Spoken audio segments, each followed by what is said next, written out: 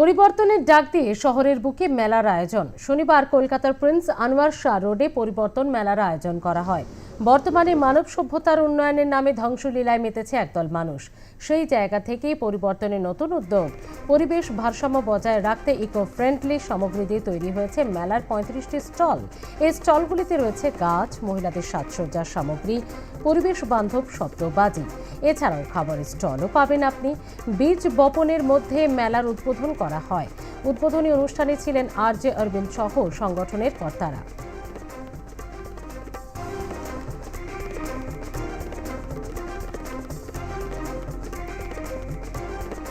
আমি একটা জিনিস অলরেডি কিনে ফেলেছি, সেটা আমি সবাইকে সাজেস্ট করবো যারা এখানে আসবে। আমি গোবিন্দভোগের চাল নিয়েছি। আমার চালটা দেখে খুব ভালো লাগলো। অনেকদিন পর একটা চাল দেখলাম, যেটা দেখে আমার মনে হচ্ছে যে রান্নায় যদি এটাকে নিয়ে যায় খুব ভালো খিচড়ি তৈরি হবে, ভাত ভালো তৈরি হবে। So that's the first thing যেটা আমি পারচেস করলাম। এখানে সুগার ফ্রি সুইটসগুলো আমার খুব ভালো লাগলো, যারা খেতে চায়। More importantly there is pasta without any gluten. So এটা খাওয়া দাওয়ার ব্যাপার। আর খাওয়া দাওয়ার জগৎ থেকে একটু বাইরে গিয়ে কয়েকটা জিনিস দেখলাম যেটা আমার খুব ভালো লাগলো। আমরা ফ্লাওয়ার ট্রেসগুলো যেটা ইউজ করি নর্মালি পুজোর জন্য, এখানে ট্রেসগুলো খুব সুন্দরভাবে তৈরি করা হয়, যেখানে আপনি ফল ফুল সব কিছু রাখতে পারেন। খুব সুন্দরভাবে তৈরি করা। ভেরি বেসিক সিম্পল জিনিস, যেমন মাউথ ফ্রেশনেসগুলো যেটা আছে উইথাউট এনি প্রিজারভেটিভস, মানে কোনো ন্যাচুরালি যেটা বাড়ি থেকে তৈরি করা, খুব সুন্দরভাবে। ওখানে একটা NGO আছে যেখানে সবাই মিলে খুব সুন্দর কয়েকটা সাস্টেনেন্স আইটেমসগুলো তৈরি করেছে।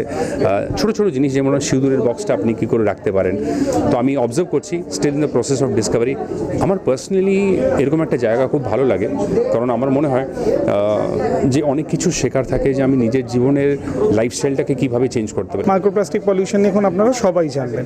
আমাদের যে কোনো পার্সোনাল কেয়ার প্রোডাক্টের প্রথম টার্গেট থাকে যেটা সম্পূর্ণ রকমভাবে প্রিজারভেটিভ ফ্রি এবং মাইক্রোপ্লাস্টিক ফ্রি হয়, কারণ কাজের একটা অংশ মারাত্মকভাবে জল দূষণের সাথে যুক্ত। এছাড়া যে যে জিনিসের মধ্যে প্লাস্টিক আছে, যেমন আমি আপনাকে দেখতে পারি বাঁশের টুথব্রাশ। একটা টুথব্রাশ মাটিতে ফেলে দেওয়ার পর এই প্লাস্টিক পোর্শনটা ডিকম্পোজ হতে লাগে 350 বছর। আমরা পুরোটাকে বাঁশ দিয়ে রিপ্লেস করে দিয়েছি। এছাড়া নিম কাঠের চিরুনি, জুটের একাধিক প্রোডাক্ট, এটি একটি সেগমেন্ট। আরেকটি সেগমেন্ট সম্পূর্ণ রকমভাবে আমরা গাছ নিয়ে কাজ করি, কিন্তু সরাসরি গাছ না এলে কতগুলো ইন্টারেস্টিং জিনিস এনেছি।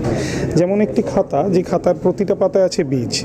30টা পাতা লিখে ছিঁড়ে যখন ফেলবেন, জলে ভিজিয়ে টবে দিলে গাছ হবে। 30 দিনে 30টা গাছ তো পুঁততে পারবেন না, চেষ্টা করতে পারেন। বাজিটা দেখ, একটি ইন্টারেস্টিং জিনিস যেটা এখন সারা বাংলা তথা ভারতেও আমরা একটা ইম্প্যাক্ট তৈরি করতে পেরেছি, সেটা হচ্ছে বাজি। এই বাজি আগুন দিলে ফাটে না, জলে ভিজিয়ে টবে দিলে এটা ফোটে। উদ্দেশ্য একটাই, পাখি বাঁচানো। গত 7 বছরে দেখা গেছে একটা বড় আমাদের উৎসবের দিনেই এই বাজি ফাটানোর জন্য কলকাতা শহরে গত 8 বছরে প্রায় 7,500 পাখি মারা গেছে। তাদের বাঁচানোর রাস্তা কি? তো নতুনদের হাতে আমরা এই বাজিটা তুলে দিচ্ছি। এটা আগুন দিলে ফাটবে না, জলে ভিজিয়ে টপে দিলে এই দুধমা থেকে ফুলকপি এবং বাঁধাকপি হবে। আমরা এই ডেফিনেশনটা চেঞ্জ করার চেষ্টা করছি, যা এমন বাজি যা কারোর প্রাণী হত্যা করে না, কিন্তু আপনাকে পরের জেনারেশন যেন খাবার তৈরি করে।